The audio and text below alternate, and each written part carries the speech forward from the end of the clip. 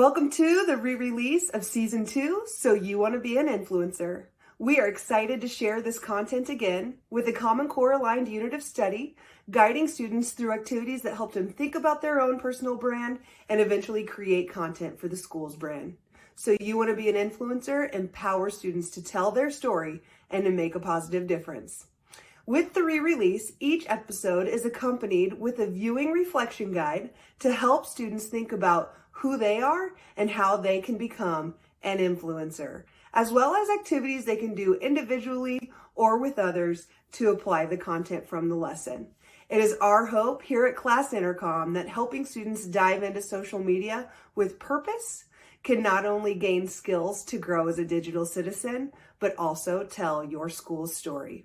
So let's get started. Hello. Thank you for coming back for another episode of CGTV. Today, we are talking about the nitty-gritty of strategizing and planning. In order to effectively talk about strategizing and planning, it's important that we summarize it all in these three main points that we will talk about today. Number one, developing a strategy. Number two, creating a plan for your content. Number three, executing your plan. Before we get into it, remember to take notes so you can fill out that worksheet afterwards. Number one, developing a strategy. A strategy is defined as a plan of action or policy designed to achieve a major or overall aim. In this case, we're talking specifically about a social media strategy. This means we're developing a plan for how we will effectively communicate the ideas of our brand or organization utilizing social media. Now, developing a holistic strategy involves a few key things. Setting your social media goals, learning everything about your audience. Oh, nice, we already did that. Doing a social media audit. This means asking ourselves what is working, what's not, who's engaged with us. Getting inspired.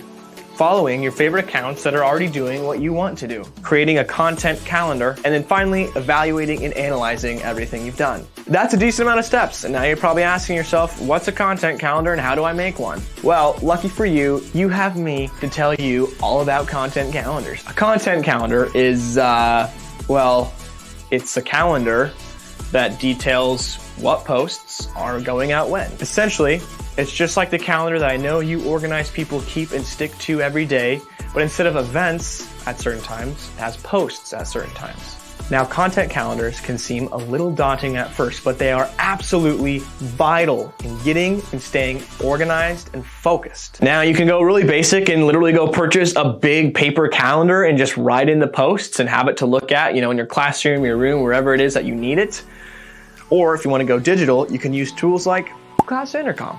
Here's an overview of a Class Intercom content calendar. This is the weekly view. It allows us to look at exactly what's going to be posted when in the week ahead. While planning, you can see which days might have too much or too little content and adjust accordingly. You also want to make sure you're including a plan for all of your platforms: Twitter, Facebook, Instagram, TikTok, LinkedIn, Snapchat, whatever it might be. Now, once we're done setting our goals, finding our audience, getting inspired, creating a content calendar, it is now time to execute. This is where we actually create the content and use our content calendar as a guide along the way. This is a perfect time to plug CGTV episode 4, our next episode, where we'll talk about creating meaningful content. Now, as you're executing on posting your content, if you feel the need, you can always tweak your content calendar. You don't have to literally go by it no matter what. There are events that happen in the world that might change what you want to post on a certain day. It's important to keep a pulse on what's happening on Twitter, Instagram, Facebook, and other social media platforms so that your content is relevant and not out of touch. During this step, it's also important that you evaluate and analyze your posts. What posts are getting the most engagement? What posts are just not doing so well or not really striking a tone with your audience? From there, you can write down certain elements of the posts that are doing well that you want to replicate in some way in posts in the future. This will help you continue creating amazing content that your audience just loves consuming. It is now time for you to spring into action. Head on over to classintercom.com, hover over resources, and go to CGTV.